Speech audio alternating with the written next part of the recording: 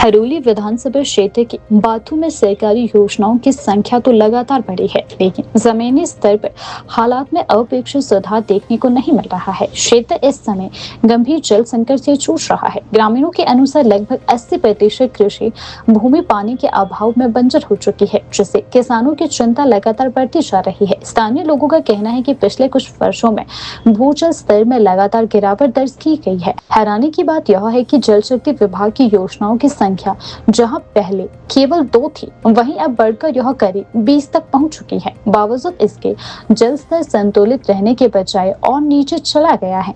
ग्रामीणों का सवाल है कि आखिर जल स्तर क्यों गिर रहा है, इसका स्पष्ट कारण अब तक सामने क्यों नहीं आया। उनका कहना है कि पहले सीमित योजनाओं के बावजूद क्षेत्र में पानी की स्थिति संतुलित रहती थी, लेकिन अब योजनाओं की संख्या बढ़ने के बावजूद हालात बिगड़ते जा रही है।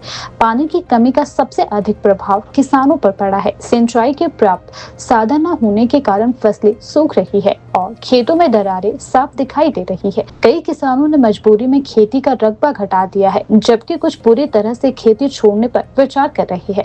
किसानों का कहना है कि यदि यही स्थिति रही तो आने वाले समय में कृषि पूरी तरह ठप हो सकती है। इससे न केवल उनकी आजीविका प्रभावित होगी, बल्कि क्षेत्र की अर्थव्यवस्था पर भी गहरा असर पड़ेगा। क्षेत्र में तेजी से बढ़ते औद्योगिकरण को भी जल संकट का एक बड़ा कारण माना जा रहा है। ग्रामीणों का कहना है कि उद्योगों के आने से रोजगार और व्यापार में वृद्धि अवश्य हुई है, लेकिन इसके साथ जल संसाधनों पर भी दबाव बढ़ा है। लोगों का आरोप है कि उद्योगों द्वारा पानी का अत्यधिक दोहन किया जा रहा है, जिससे भूजल स्तर पर नकारात्मक प्रभाव पड़ा है।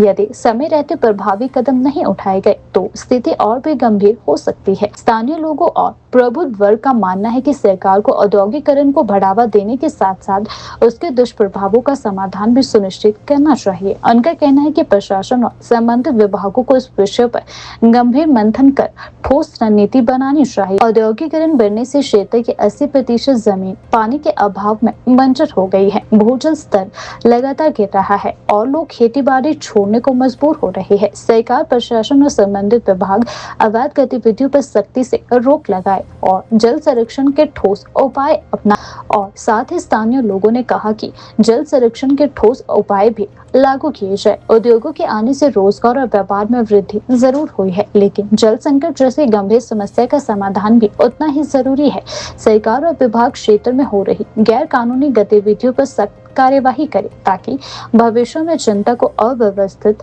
परिस्थितियों का सामना न करना पड़े। ग्रामीणों का कहना है कि यदि जल संकट पर समय रहते काबू नहीं पाया गया तो आने वाले वर्षों में स्थिति भयानक हो सकती है। बंजर होती जमीन और घटता जल स्तर न केवल कृषि बल्कि पूरे सामाजिक ढांचे को प्रभावित कर रहा है। अब सबकी नजर सरकार और प्रशासन की ओर है कि वे इस गंभीर समस्या से निपटने के लिए क्या ठोस कदम उठाते हैं।